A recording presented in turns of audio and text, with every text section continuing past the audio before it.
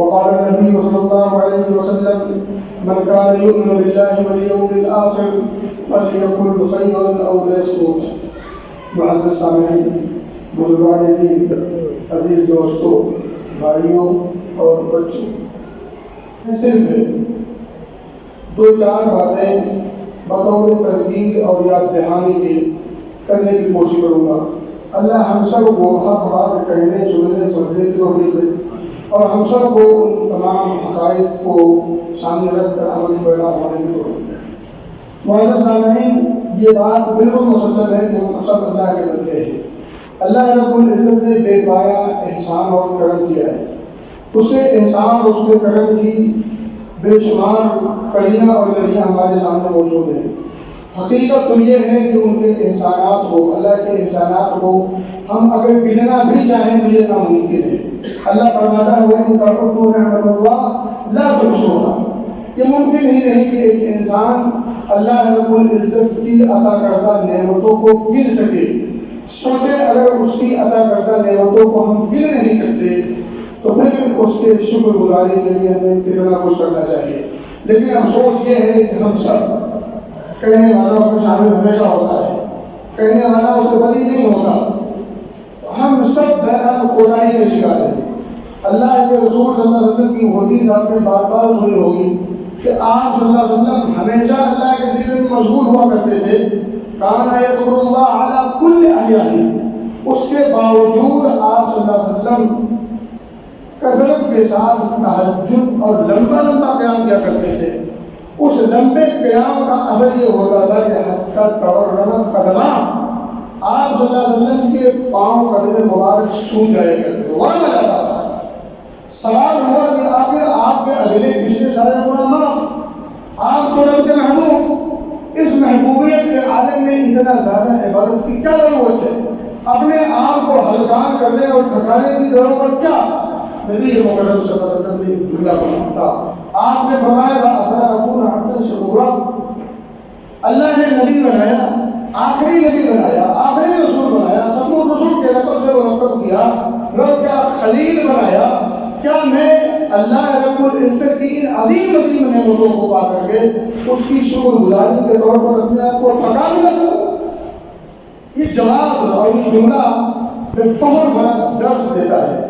کاش ہم اس حقیقت کو سمجھ پاتے ہیں، ہم سب کو سمجھنے کو دیتے ہیں۔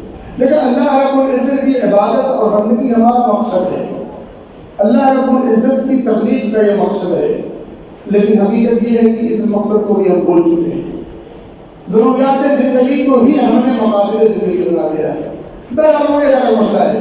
خلاصہ کلام یہ ہے کہ شیطان پر اپنے آپ کو اگر کنٹرول کرنا ہو، اس کے وسوسے سے اپنے آپ کو بچانا ہو، اس سے دفاع اور تحفظ کی اگر کوئی چیز ہو سکتی ہے تو میں صرف آپ کے سامنے 4 چیزیں رکھتا ہوں، اور 4 چھوٹی چھوٹی حدیثیں آپ کے سامنے رکھ کر کے 4 ٹپس دینے کی کوشش کروں گا۔ اگر یقین کریں ہم سب ان 4 حدیثوں پر عمل کر لیں تو ہم سب اس دھرتی پر چلیں گے تو ہم سب کو لوگ دیکھ کر کے یہ کہہ سکتے ہیں کہ یہ فرشتے نما انسان ہیں یا انسانی فرشتے ہیں۔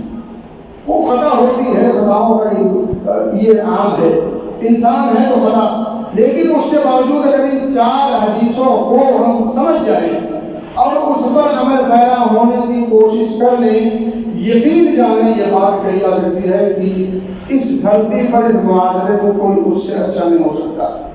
میں نے بھی کہا کہ بشری تقاضا اپنی جگہ پر۔ سب سے پہلی بات مختصر انداز میں نبی اکرم صلی اللہ علیہ وسلم کا فرمان من کان یؤمن باللہ والیوم الآخر، جو شخص یوم آخرت اور اللہ پر ایمان رکھتا ہو، ہم سب ماشاءاللہ اس کے دعوے دار ہیں، اللہ ہم سب کو اپنے اس دعوے پر کھڑا کرنے کی توفیق دے اور ہمیں کوشش کی توفیق دے۔ نبی پاک فرماتے ہیں من کان یؤمن باللہ والیوم الآخر فلیقل خیرا او لیصمت، زبان سے اچھی بات بولو یا چپ رہو، یا تو اچھی بات بولو یا تو چپ رہو۔ اگر اچھا کچھ نہیں بول سکتے تو چپ رہو۔ یہاں ایک انسان کو سکھایا جا رہا ہے زبان پر کنٹرول کیسے کرنا ہے۔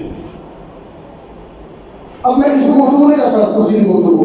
زبان پر کنٹرول کرنے کے لیے نبی اکرم صلی اللہ علیہ وسلم نے ایک آسان سا بہترین سا نسخہ دے دیا. نسخہ کیا ہے؟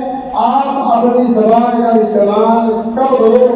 جب وہ خیر کے کام کرو، اور اگر ایسا نہیں کر سکتے تو پھر چپ رہو. خاموشی ہی اس کا بہتر علاج ہے.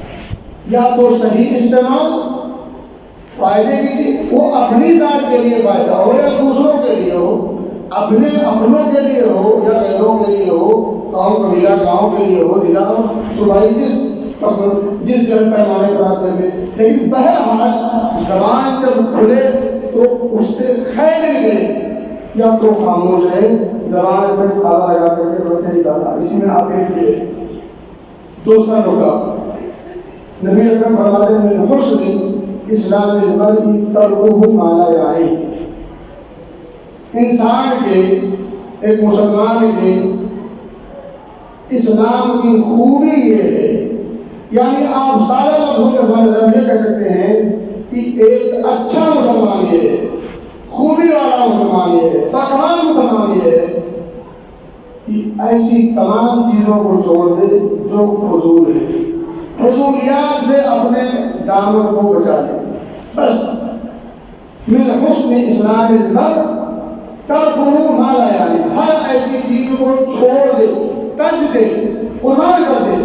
قربانی کا ایام، قربانی کا یوم النحر گزرا، ابھی ایام باقی ہیں.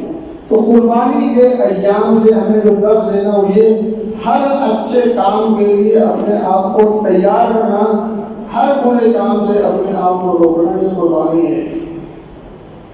آپ نے وہ خطبہ بھی سنا عید والا، اس میں بھی بہت ساری باتیں ہوئی ہیں.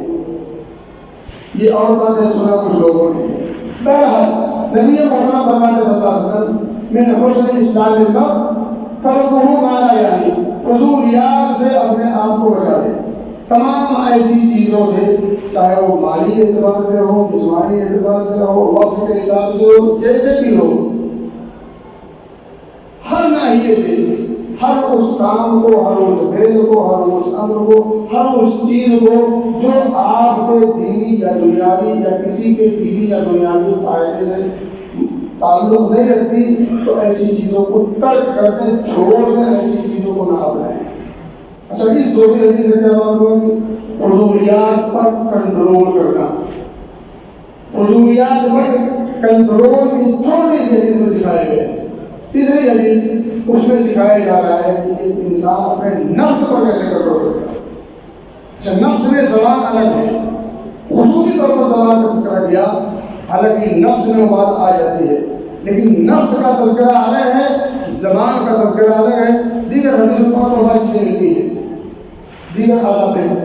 نبی اکرم فرماتے ہیں کہ ایک صحابی، وہ ان کا اپنا بیان ہے کہ میں نے نبی اکرم صلی اللہ علیہ وسلم سے کہا کہ کچھ وصیت کر دیجیے، کوئی ایسی ٹپس دے دیجیے، کوئی ایسا نسخہ دے دیجیے جس نسخے کو میں اپناؤں تو میری دین دنیا دونوں سمجھ جائے. وصیت کر دیجیے. نبی اکرم فرماتے ہیں لا تغضب، غصہ مت کرو. فرد میرا، اس سائل نے، اس سوال کرنے والے نے، وصیت طلب کرنے والے نے بار بار نبی اکرم صلی اللہ علیہ وسلم سے بات کیا، اللہ رسول اور کچھ وصیت کیجیے، اور کوئی اچھی بات بتا دیجیے. نبی اکرم صلی اللہ علیہ وسلم ہر بار اسے کہتے ہیں لا تغضب، غصہ نہ کرو، غصہ نہ کرو، غصہ نہ کرو. یقین جانے اس بیماری میں ہم سب کو رہے، ہم سب کو رہے، بس کوئی کم کوئی زیادہ. لیکن غصہ جیسے رمضان کا جو روزہ ہوتا ہے، تو رمضان کا روزہ سب سے پہلے وہ کنٹرول ہی سکھاتا ہے. اس کا بنیادی نقطہ ہے کنٹرولنگ پاور مضبوط کرنا. لیکن رمضان کے روزے میں یا حالت صوم میں، روزے کی حالت میں ہم اور زیادہ غصہ ہوتے ہیں. فائدہ کوئی فائدہ نہیں. جو بنیادی نقطہ اللہ رب العزت سکھانا اور سمجھانا چاہتا ہے، جو گر، جو چیز وہ بتانا چاہتا ہے، جو نسخہ آپ کو دینا چاہتا ہے، اسی میں انسان فیل ہے تاکہ وہ اپنا سبب نہیں لے. تو نبی اکرم بار بار وصیت پوچھے جانے پر کہتے ہیں لا تغضب، غصہ مت کرو. تو اس سے اپنے نفس پر کنٹرول کرنا سکھایا گیا ہے. اب دیکھیں جو انسان اپنے آپ پر کنٹرول کر لے گا، یقین جانے وہ ہر جگہ کنٹرول کر لے گا، غصے پر کنٹرول کر لے گا، ہر چیز پر کنٹرول رہے گا. بڑی سے بڑی مصیبت ہو اور بڑے سے بڑے مسائل کو آرام آ جائیں اور اس میں گر جائے، اگر کسی شخص کو غصے پر کنٹرول کرنے کی ادا معلوم ہو تو اس کے لیے مسائل کسے کہتے ہیں، مشکلات کسے کہتے ہیں اور مسائل کا پہاڑ کسے کہتے ہیں، کوئی فرق نہیں پڑتا. اور چوتھی حدیث نبی اکرم فرماتے ہیں لا یؤمن احدکم حتی یحب لأخیہ ما یحب لنفسہ. یہاں نفس کے سامنے دل کی سلامتی کا گر سکھایا ہے. کسی انسان کو اپنے سینے کے اندر جو موجود رکھتا دل ہے، اس کی سلامتی کو بحال رکھنے کے لیے، اس کی سلامتی کو برقرار رکھنے کے لیے اگر کوئی گر آسان ہو سکتا ہے اور فائدے مند ہو سکتا ہے، 100% مجرب بھی ہو سکتا ہے اور 100% کامیاب بھی ہو سکتا ہے، وہ نسخہ یہ ہے کہ ایک انسان وہ چیز پسند کرے اپنے بھائی کے لیے جو اپنے لیے پسند کرتا ہے. سب پھیل رہے ہیں، ہم سب پھیلے ہیں. آج اگر ٹیسٹ لے لیا جائے تو میرا خیال یہ ہے کہ 99% لوگ فیل ہو جائیں گے. اب آپ بتائیں جس معاشرے میں 99% لوگ اگر فیل ہوں، اس معاشرے کے دل کی سلامتی کی گارنٹی کون دے سکتا ہے؟ کیوں کر دے سکتا ہے؟ کیسے دے سکتا ہے؟ ممکن نہیں. اب آپ سوچیں صحیح میں مفہوم بنائیں، غور کریں. لا یؤمن احدکم، ان میں سے کوئی شخص کامل مومن نہیں ہو سکتا. کلمہ لوگ کیسے کرتے ہیں؟ کامل مومن نہیں، اچھا مومن نہیں ہو سکتا. ایک ہوتا ہے ایمان کا دعویٰ، ایک ہوتا ہے ایمان پر کھڑا اترنا. تو سچا مومن، صحیح معنوں میں ایک مومن اس وقت تک نہیں ہو سکتا حتی یحب لأخیہ، جب تک کہ وہ اپنے بھائی کے لیے وہ چیز پسند نہ کرے ما یحب لنفسہ، جو اپنے لیے پسند فرماتا ہے.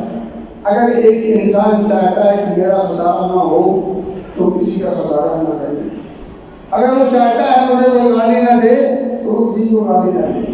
اگر وہ چاہتا ہے کہ میں خوش خرم رہوں تو کسی کے خوش خرم والی صفت کو لوٹنے اور اس پر ڈاکہ ڈالنے کی کوشش نہ کریں. اسی طرح سے آپ قیاس کرتے چلے جائیں، ہر چیز اس پر پھر کرتے چلے جائیں. اس ترازو کو اگر ہم قائم کر لیں، ایک ترازو پر اپنے آپ کو رکھ لیں، دوسرے ترازو پر اپنے مسلمان بھائی کو رکھ لیں، اور آپ سوچیں کہ مجھے کون سی چیز ناپسند ہے، مجھے کون سی چیز پسند ہے. کیا میں وہی کر رہا ہوں جو چیز مجھے پسند ہے اپنے بھائی کے لیے بھی وہی کر رہا ہوں؟ کیا میں اپنے لیے وہی کر رہا ہوں جو اپنے بھائی کے لیے کر رہا ہوں، جو اپنے بھائی کے لیے کر رہا ہوں؟ کیا میں اپنے لیے کچھ اور کر رہا ہوں؟ آپ اسی طرح سے ٹٹولتے جائیں، توڑتے جائیں. ترازو لگا دیا ہے آپ نے اور آپ اس پر پھر بولتے ہیں تو الحمدللہ مزید نکھار پیدا کرنے کی کوشش کی جائے. لیکن اگر کچھ کمی کجی ہے تو پھر اس کمی کجی کو دور کیا جائے. تو اس سے ایک تو ہے کہ دل کی سلامتی کا پر کنٹرول اور دل کی سلامتی کا ایک اصول دے دیا ہے، ایک ترازو دے دیا ہے کہ ایک انسان اپنے دل کو سالم کیسے رکھ سکتا ہے. اور آپ ویسے بھی سوچ لیں، ہم آپس میں جب ملتے گئے تو کہتے ہیں السلام علیکم ورحمۃ اللہ وبرکاتہ. یہ جملہ ہماری زبان پر زد ہے، ہر خاص و عام کہتا رہتا ہے، سنتا رہتا ہے، جواب دیتا رہتا ہے، ہوتا رہتا ہے. یقین جانیں ایک بار اس پر غور کر لیں. ہم جس سے سلام کرتے ہیں اس سے بھی غور رکھتے ہیں، اس کو بھی نقصان پہنچانے پر تیار رہتے ہیں. تو سلامتی کی دعا کا مطلب کیا ہے؟